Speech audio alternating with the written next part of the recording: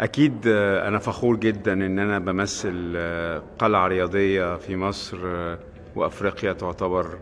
أنجح المؤسسات والكيانات الرياضية، مش عايز أقول بس رياضية واجتماعية وخدمية. وجودنا هنا طبعا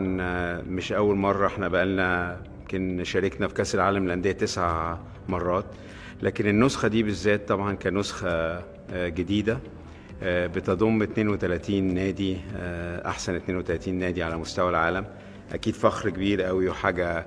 مشرفه لينا كلنا ان احنا بنمثل مصر وسفير مصر في المحافل الدوليه، وان شاء الله باذن الله. يعني طبعا I'm very excited، يعني انا متحمس جدا، وحاجه عظيمه الواحد يكون موجود ما بين الاساطير وما بين الشخصيات الكرويه العالميه اللي الواحد بيشوفها. وربنا يا رب يكرم ان شاء الله وتبقى قرعه يعني نقدر ان شاء الله باذن الله نسعد بيها جماهيرنا اللي هي يعني متعطشه انها تشوف النادي الاهلي في محفل عالمي زي ده، وان شاء الله باذن الله تعالى يبقى ربنا يكرمنا ونقدر نعمل حاجه تسعد جماهيرنا. مفيش شك زي ما انا قلت لحضرتك ان احنا النادي الاهلي شارك 9 مرات قبل كده في كاس العالم للانديه، فاحنا مش جديده علينا. لكن طبعا انك انت تشارك ما بين اعظم انديه في مستوى في العالم، يعني زي ما بنقول وورلد كلاس تيمز، يعني ما فيش شك ان ده بيضيف لينا، بيضيف للكره المصريه والكره الافريقيه.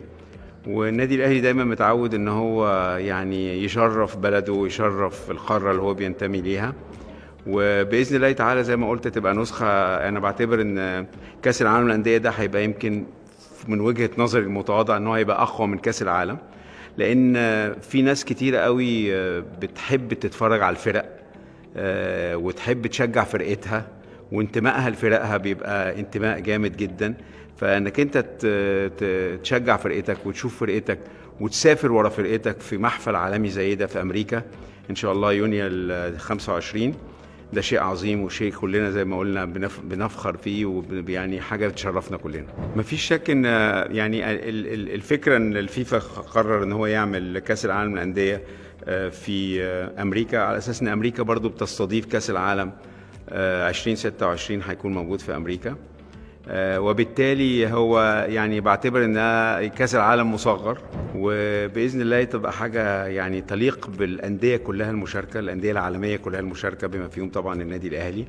وانا على يقين ان هتبقى حدث عالمي عظيم وتنظيم على اعلى مستوى، لان ده يعني ده اللي احنا متعودين فيه، خاصه لو الفيفا هي دايما اللي بتبقى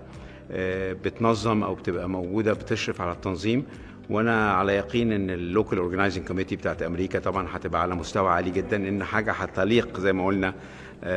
بهذا الحدث العالمي. يعني الفرق الكبيره والفرق القويه ما بتفرقش معاها طبعا، احنا نتمنى ان احنا نقع في قرعه ان احنا نقدر من خلالها نعدي الجروب ستيج يعني، لكن في الاخر اللي عايز يكسب بيبقى عامل حسابه ان هو هيقابل فرق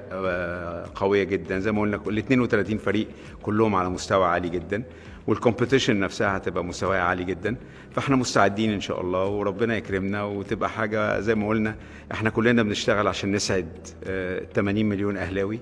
وبالتالي ان شاء الله باذن الله جايين ان شاء الله في امريكا 2025، وكلنا يعني حمل كبير ان احنا ازاي نقدر نحقق حاجه اولا تليق باسم النادي الاهلي وتليق باسم بلدنا مصر، وفي نفس الوقت تبقى الاساس ان هي تسعد جماهيرنا العظيمه. جماهيرنا هي الاساس، جماهيرنا هي اللي صنعت اسم النادي الاهلي، جماهيرنا هي اللي بتخلينا كلنا نشتغل، جماهيرنا هي الدافع وهي السند وهي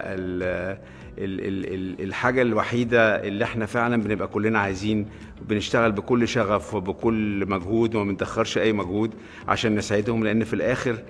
من صنع النادي الاهلي هي جماهيره، فتستحق ان احنا كلنا يعني نعمل كل حاجة انها تقدر ازاي تساعدهم يعني.